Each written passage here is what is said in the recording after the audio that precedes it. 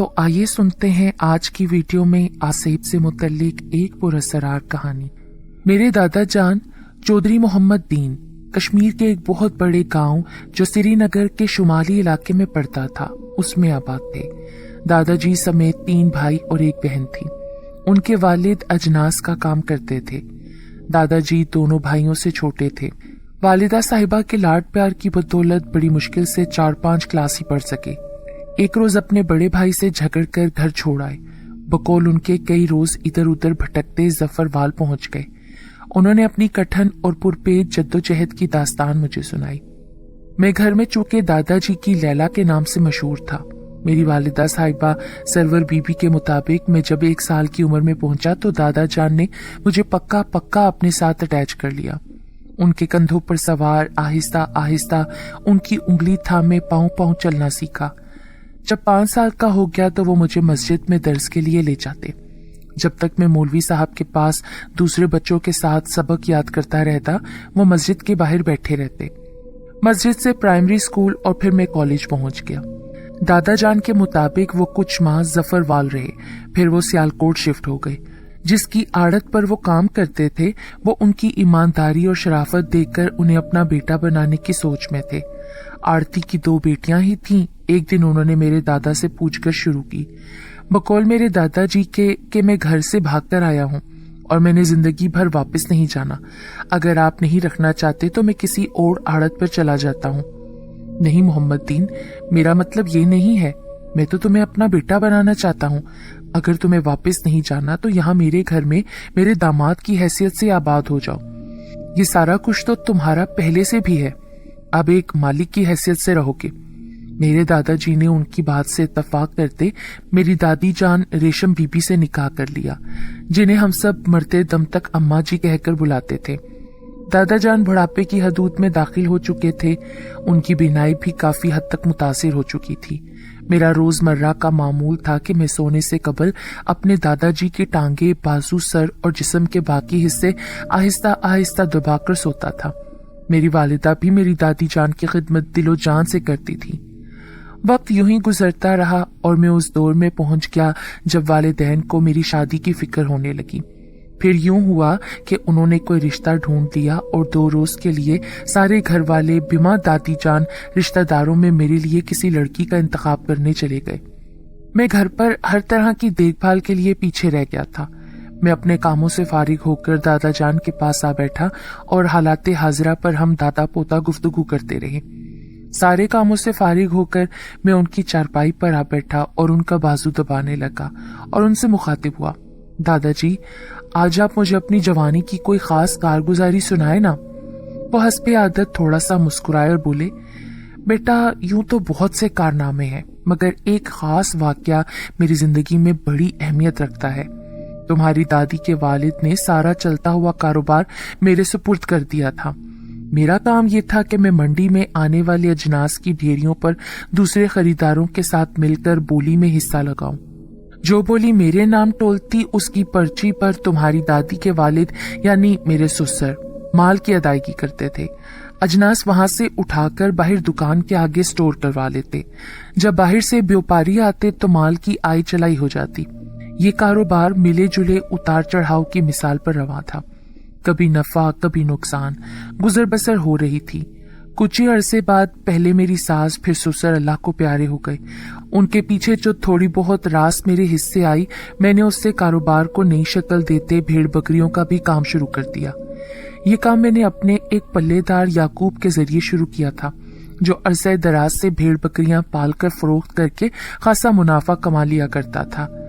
ये उसी ने मशवरा दिया था कि मेरे पास इतनी जमा पूंजी नहीं, अगर मैं उसकी सरपरस्ती करता हूँ तो वो बाहर के गांव घूम फिर करके माल खरीद लिया करेगा और मुनाफा मिल बांट लिया करेंगे। मैंने उसका मशवरा मानकर उसे कुछ रकम दे दी। वो मेरे भरोसे का आदमी था। कुछ ही महीनों में उसने वाकई अपनी बात सच कर दिखाई। मैंने दाना मंडी को तर्क कर दिया और खुद भी उसके साथ घूम फिर कर खरीदारी करने लगा। इस काम में भी लेन देन नगद बुनियादों पर होने के बायस पिछले काम में कोई फर्क न लगा। पहले पहल तो अजीब लगा मगर फिर आदत हो गई। याकूब ईमानदार और भरोसे वाला आदमी था। मैंने साबका काम से ज्यादा मुनाफा कमाने का हुनर उससे सीखा था, इसलिए उसके मशवरों पर अमल करने में मुझे कभी नुकसान नहीं हुआ था। बाहर से खरीदारी और मंडी में फरोख्तगी का ग्राफ पहले से बढ़ा था। हम दोनों करीबी देहात से माल इकट्ठा करके पैदल ही मंडी आ जाते थे। वो मुझे चौधरी साहब कहकर मुखातिब किया करता था। एक दफा हम एक जगह से माल खरीद कर वापस आ रहे थे। वो आगे और मैं पीछे माल लिए चल रहे थे कि उसने मुझे मुखातिब करते हुए पुरसोच लहजे में कहा, क्यों ना हम गोश्त का काम शुरू कर दें? मुझे इस काम की थोड़ी बहुत समझ है। एक कारीगर रख लेते हैं, वो हमें ट्रेन कर देगा और काम भी करता रहेगा। पहले तो मैं हंसा और उससे कहा कि हर काम करना इतना आसान नहीं होता, मगर उसने दलाइल दिए कि वो थोड़ा बहुत काम जानता है और इस काम में काफी मुनाफा भी मुमकिन है। आखिरकार उसने मुझे ये कहकर कायल कर लिया कि चौधरी साहब, आप खुद सोचो, हम बाहर से माल लाते हैं, मुनासिब मुनाफे पर फरोख्त हो जाता है। जो हमसे लेकर ज़िबा करके बेचते हैं वो भी तो उससे कमाते हैं ना। मैंने उसकी बात पर कुछ दिन गौर किया और उसे शहर में दुकान हासिल करने का कहा, जो उसने अच्छी जगह पर हासिल कर ली, और अशरफ नामी लड़के को भी अपने साथ रख लिया। जरूरी सामान की खरीदारी के बाद हमने अल्लाह का नाम लेते 2-3 बकरे पहले रोज दुकान के लिए ज़िबा किए, जो फरोख्त हो गए। जब सारे अखराजात निकाल कर हिसाब किया तो वाकई याकूब की बात सच साबित हुई। ये काम करते कई माह फिर बीत गए। पहले मंडी में फरोख्तगी के लिए माल लाते, फिर अपनी दुकान के लिए लाने लगे।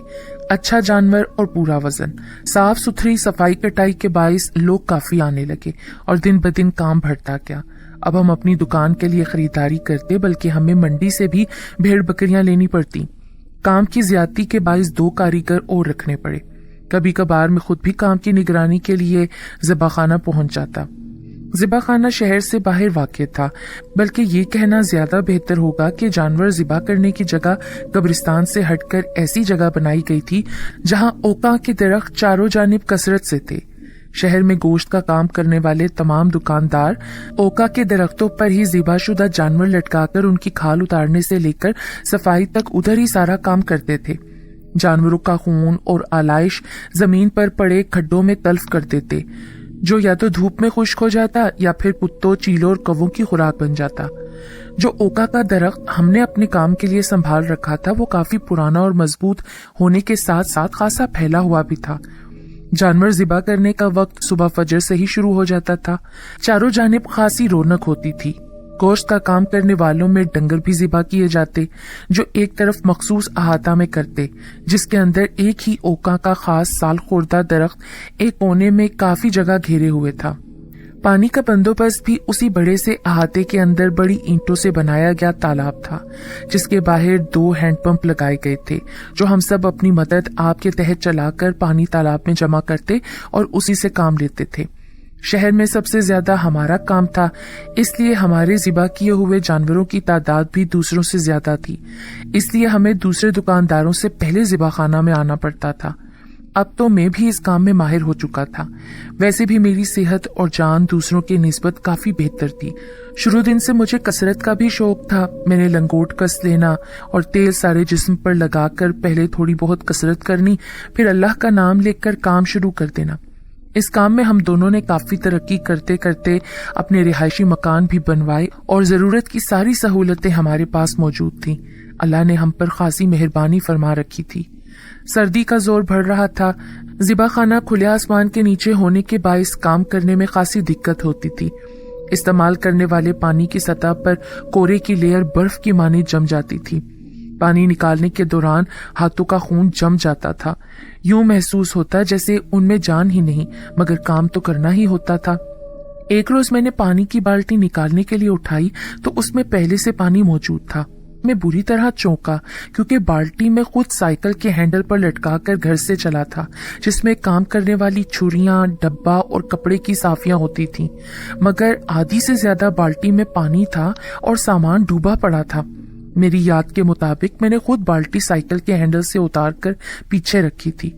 उस वक्त अंदर रखे सामान के अलावा इसमें पानी का नामो निशान नहीं था, मगर अब मेरी आंखों के सामने उसमें पानी मौजूद था। मैंने ना कुछ समझते उसके अंदर हाथ डालकर सामान देखना चाहा तो मुझे हैरत का एक और झटका लगा। वो पानी काफी गर्म था, जैसे किसी ने चूल्हे पर से बाल्टी उतार कर नीचे रखी हो। मैं ज़िबा खाने में उस वक्त था भी अकेला, क्योंकि मुझे कसरत करना होती थी, इसलिए मैं फजर के वक्त ही घर से निकल आता और दूसरों के आने तक मैं अपना काम करके फारिग हो जाता। इतने में याकूब और काम करने वाले लड़के ज़िबा करने वाला माल लेकर पहुंच जाते और हम मिलकर काम शुरू कर देते थे। मेरी हैरानगी इसलिए भी ज्यादा थी कि अभी तक चंद लोग ही इधर उधर अपना माल ज़िबा करने की तैयारी में थे। कहीं भी आग रोशन नजर नहीं आ रही थी और बाल्टी का पानी काफी हद तक गर्म था। हो सकता था किसी ने शरारत से मेरी बाल्टी में गर्म किया हुआ पानी डाल दिया हो, मगर मेरे आसपास किसी का साया तक मौजूद नहीं था। और दूसरा, मैं अपने साइकिल के करीब ही खड़ा था। अभी तक किसी सोच विचार में डूबा मैं हंसपे साबे कपड़े उतारकर साइकिल पर रखते, लंगोट कसकर बाल्टी में से तेल की शीशी जो तह में डूबी हुई थी निकालते अपने जिस्म पर तेल लगाने लगा। अगरचा मेरी तवज्जो अपनी वर्जिश पर मरकूज थी, मगर मेरा जहन बाल्टी में मौजूद गर्म पानी के गिरदाब में ही गोताजन था। इसी दौरान याकूब और काम करने वाले लड़के माल हाँकते पहुंच गए और अपने अपने कपड़े उतारकर बकरे छतरे ज़बा करने में लग गए। इसी अस्ना में अशरफ ने बाल्टी उठाई और तालाब की तरफ चल पड़ा। मेरी आंखें उसके ताकुब में थीं। जिस अंदाज में उसने बाल्टी पकड़ी हुई थी वो खाली लग रही थी। मैंने आवाज देकर उसे रोका और उसके करीब आकर मैंने बाल्टी के अंदर देखा तो वो बिल्कुल खाली और खुश्क थी। मेरा सर तो अब के चकरा कर रह गया। क्या है उस्ताद जी? अशरफ ने मेरी तरफ देखते हुए हैरानगी से पूछा। हैरान तो मैं भी था, मगर मैंने खुद पर काबू पाते हुए कहा, कुछ नहीं, मैंने समझा छुरियां बाल्टी के अंदर ही हैं। नहीं उस्ताद जी, मैंने निकाल ली थी। ठीक है, जाओ। वो अहाते के अंदर दाखिल हो गया। या इलाही, ये क्या हो रहा है? सुबह सुबह मैंने खुद कलामी करते हुए कहा। तमाम गोश्त बनाने वाले अपने कामों में मसरूफ थे। मैं भी सोचों में गुम अपने साथियों के हमरा बज़ाहिर काम में महव था, मगर इस पुरस्कार वाक्य की कोई समझ नहीं आ रही थी। ये मैंने पुरानी कहावतों में सुन रखा था कि जहाँ खून और जानवरों की आलाइशें और ऐसे पुराने दरख्त होते हैं, वहाँ माफूकुल फितरत मखलूकात के बसेरे होते हैं। वैसे भी ये जगह शहर की आबादी से काफी बाहर और वीरान उजाड़ में थी। एक तरफ कदीमी कब्रिस्तान जो मरकजी जनाजा का घोड़े शाह के नाम पर वक्फ थी। ज़बा खाने के एक तरफ गंदा नाला जिसमें बने सैकड़ों मुरब्बा फुट चौड़े और गहरे तालाब जो पूरे शहर के गंदे पानी को इलेक्ट्रिक पंपों से खींचकर तालाब में गिराते थे। उसी पानी को आसपास के जमींदार कमेटी घर वालों को मामूली मुआवजा अदा करके अपनी फसलों को लगाते थे। जब सारे लोग यहाँ से अपना काम खत्म करके अपनी अपनी दुकानों पर चले जाते तो यहाँ लातादाद शहर के आवारा कुत्ते, कव्वे, गिद्ध और चीलें ज़बा होते माल की बाकियात पर टूट पड़ते थे। सारा दिन उनकी छीना झपटी चीखो पुकार का बाजार गर्म रहता, जब तक वो अपना अपना पेट भरकर आसपास के दरख्तों पर न जा बैठते। कुत्तों की मस्त टोलियां इधर उधर दरख्तों के नीचे कुदरती टीलों टिब्बों में जाकर पना लेती। अगर शहर में कोई गधा, घोड़ा, भैंस वगैरह मरती तो खाकरूब इधर ही लाकर उसका चमड़ा वगैरह उतारते और मुर्दा गोश्त वगैरह खुले आसमान के नीचे फेंक कर चले जाते। भूखे गिद्ध उस पर झपट पड़ते। कुछ ही देर बाद वहां सिर्फ हड्डियों का पिंजर रह जाता, जिसे बाद में खुश्क होने पर चमड़ा मंडी के चौधरी हड्डियां इकट्ठी करने वालों से खरीद कर एक कोने में मौजूद मुर्दा डंगरों की हड्डियों के ढेर पर फेंक देते। बाद अज़ां ये हड्डियां ट्रकों पर लोड करवाकर खुदा मालूम कहां सप्लाई कर देते। बहरहाल ये सारा निजाम ऐसे ही चल रहा था। मैंने सारे काम से फारिग होकर साइकिल पर रखे अपने कपड़े उठाए और अहाते के अंदर दाखिल होकर ओका की झुकी बड़ी सी शाख पर ला रखे और खुद तालाब के किनारे खड़े होकर अपने जिस्म पर जमे खून को तालाब के पानी से धोने लगा। अच्छी तरह हाथ पैर धोकर हाथों से पानी साफ करते ओका की तरफ घूमा तो हैरत के मारे मेरे होश गुम हो गए। खौफ की एक शदीद लहर मेरे पूरे बदन में डूब गई। पहले मैं समझा था कि बाल्टी में पानी का गर्म होना मेरा वहम था या फिर किसी की शरारत, मगर अब लग रहा था कि कोई मेरे साथ ये सब जानबूझकर कर रहा था। उस वक्त जिस बात ने मुझे खौफजदा किया वो ये थी कि मेरे कपड़े उस टहनी पर मौजूद नहीं थे जहां मैंने रखे थे, जबकि अहाते के अंदर मेरे सिवा और कोई भी नहीं था। मेरी हैरानगी बढ़ गई और मैं चलता हुआ ओका के तने से दूसरी जानिब गया, मगर वहां भी नहीं थे। मैं परेशानी में दोबारा उस झुकी टहनी की तरफ आया तो ये देखकर और भी मेरी परेशानी बढ़ गई कि मेरे कपड़े अब उसी टहनी पर मौजूद थे। कोई वाज़े तौर पर मेरे साथ शरारत कर रहा था। میں نے جلدی سے اس ٹہنی سے اپنے کپڑے اتارے اور پہن کر تالاب والے احاطے سے باہر نکل آیا۔ اکا دکا کام کرنے والے اپنے اپنے اوکا کے درختوں پر لٹکائے بکرے چھترے صاف کر رہے تھے۔ سب نے اپنی جگہ اور اوکا کے درخت مخصوص کر رکھے تھے جہاں وہ اپنا کام کرتے آ رہے تھے۔ میرے کام کرنے والے جا چکے تھے۔ میں اپنا سائیکل سنبھالتا ہوا شہر کی طرف چل پڑا۔ میرے لیے یہ بات حیرت کا موجب بن چکی تھی کہ پہلے خالی بالٹی میں گرم پانی کا ہونا، دوسرا ملازم لڑکے کو بالٹی سے سارا سامان خشک ملنا، تیسرا اوکا کی ٹہنی پر لٹکے میرے کپڑے کچھ وقت کے لیے غائب ہو کر دوبارہ اسی ٹہنی پر موجود ملنا۔ یہ پراسراریت میرے لیے پریشانی بن کر رہ گئی تھی۔ دکان پر بھی کام کرتے وقت میری کیفیت وہی رہی۔ بار بار وہ سارے منظر مجھے چین نہیں لینے دے رہے تھے۔ یعقوب نے میری پریشان حالت بھانپ کر اس بارے مجھ سے وجہ دریافت کی، مگر میں نے اصل بات چھپاتے اسے مطمئن کر دیا کہ میرے سر میں ہلکا سا درد ہے اور بس۔ گھر آ کر میں تمہاری دادی ریشم کے پاس کچھ دیر بیٹھ کر حال احوال دریافت کرتا رہا۔ اس کے بعد کھانا کھایا اور مال کے باڑے میں جا کر صبح کے لیے کام کرنے والے لڑکوں کو مال کی نشاندہی کرتا اور پیدل ہی واک کرتا واپس گھر آ جاتا۔ یہ میرا کافی عرصے سے معمول جاری تھا۔ جب تک میری توجہ کام کی جانب رہتی مجھے سارا واقعہ بھولا رہتا۔ جو ہی میں اکیلا ہوتا مجھ پر وہی کیفیت طاری ہو جاتی اور میں سوچ میں پڑ جاتا کہ وہ کیا راز تھا، مگر میرے پاس اس کا کوئی جواب نہ بن پڑتا۔ رات سونے کے لیے لیٹا تو پھر صبح کے عجیب واقعات اور ان کی حقیقت کے بارے میں خیالات ذہن میں چلتے رہے۔ یوں ہی کروٹیں بدلتے فجر کی اذان ہو گئی۔ میں خود کو تسلی دیتا اٹھا اور تیار ہو کر ذبح خانے کی طرف سائیکل پر بالٹی لٹکائے چل پڑا۔ ہسپتال کی سڑک کراس کر کے سلاٹر ہاؤس کی طرف سے جاتے کچے راستے کے ایک جانب بڑا سا نالا آتا تھا جس میں شہر کے گٹروں کا گندا غلاظت بھرا پانی پمپوں کے ذریعے اٹھا کر بڑے بڑے پکے تالابوں میں گرایا جاتا تھا۔ انہی تالابوں میں جمع شدہ زمیندار اپنے اپنے کھیتوں میں یہاں سے کھالوں کے ذریعے آگے لے جاتے۔ یہ گندا پانی کھیتوں کے لیے کھاد کا کام دیتا تھا۔ ہسپتال کی مرچری جو اسی سائٹ پر 2 پکے کمروں پر مشتمل تھی جس میں پوسٹ مارٹم کیا جاتا تھا۔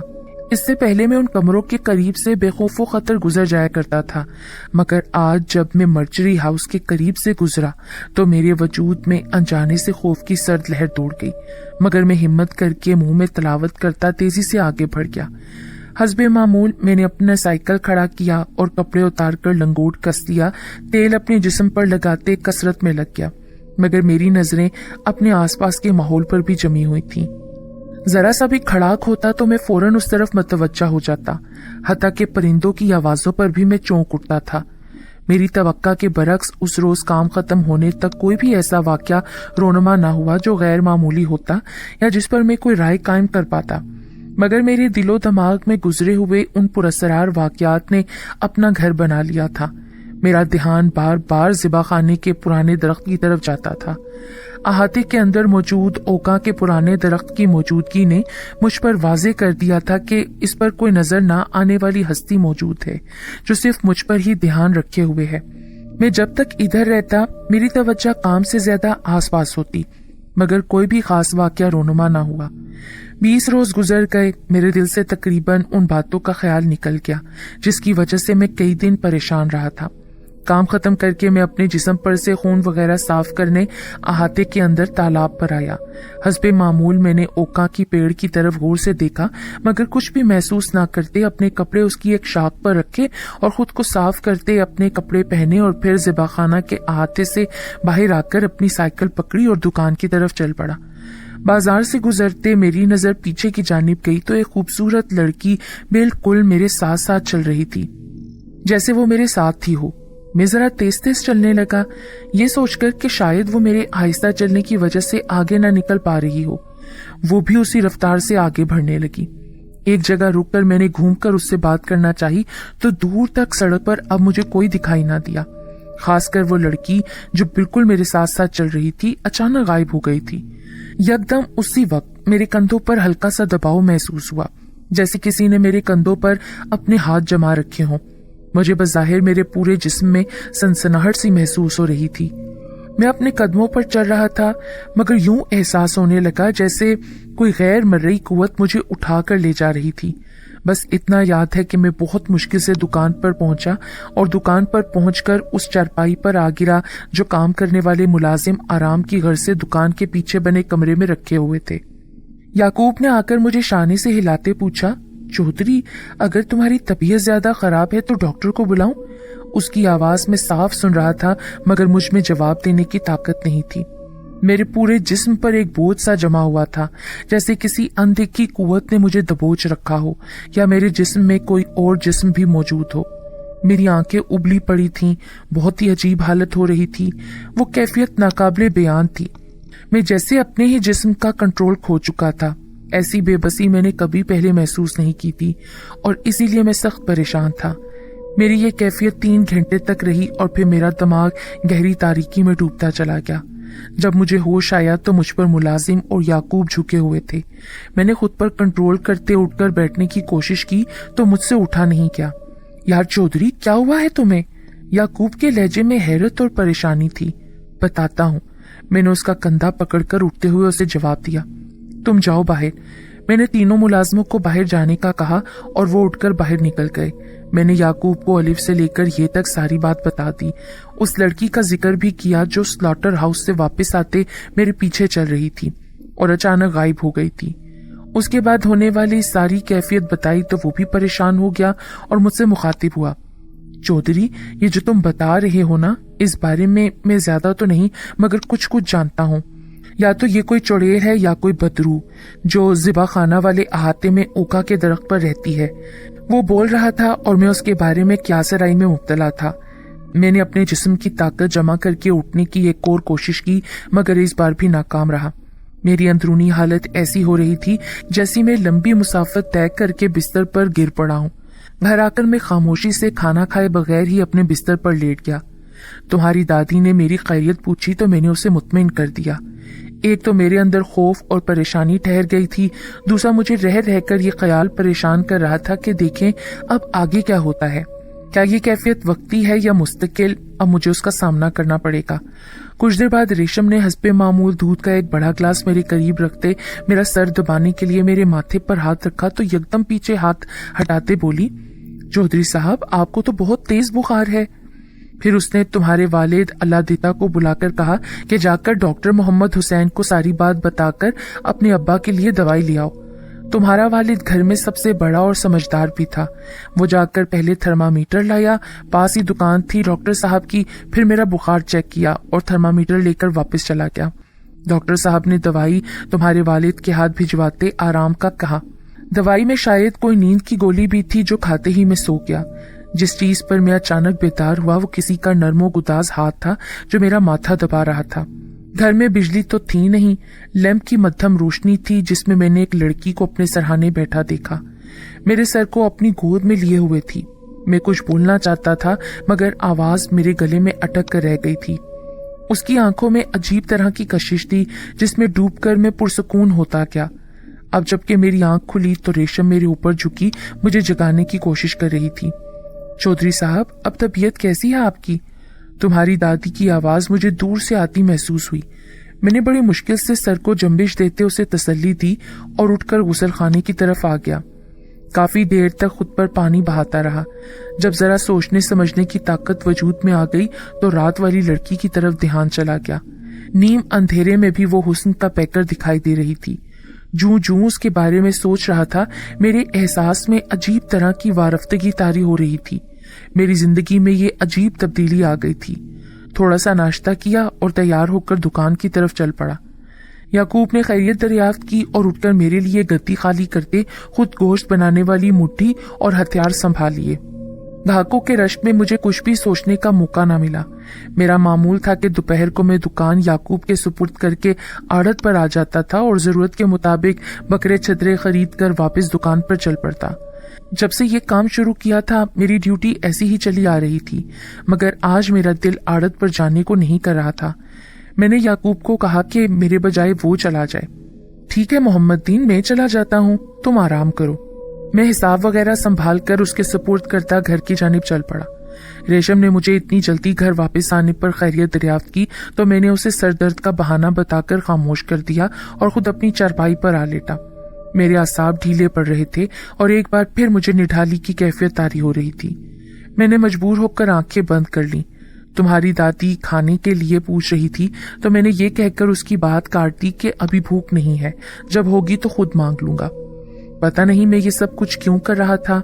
मैं अमूमन कारोबारी मामूलात खत्म करके ही घर आता था, मगर 2-4 रोज से मेरे सारे काम वक्त पर नहीं हो रहे थे। बिस्तर पर लेटते ही मुझे नकाहत का एहसास होने लगा। बार बार जमाइयां आ रही थीं और आंखों में जलन का एहसास होने लगा था। बाजार के दोनों जानिब दुकानों के ऊपर पुराने वक्तों से चले आ रहे चौबारे बने हुए थे, जिनमें या तो खुद दुकानों वाले आबाद थे या लोगों को किराए पर उठा रखे थे। हमारी दुकान के आगे टाली का एक साल खोदा दरख्त था। उसकी बड़ी बड़ी शाखें सामने वाले हिस्से पर पर्दे का काम भी दे रही थीं। वैसे भी बाहर के मंजर की हरियाली आंखों को भली लगती थी। बिस्तर पर लेटे मेरा ध्यान टाली के झुके हुए टहनों की जानिब था कि अचानक ये देखकर मैं चौंक गया कि कोई इंसान दरख्त पर मौजूद है।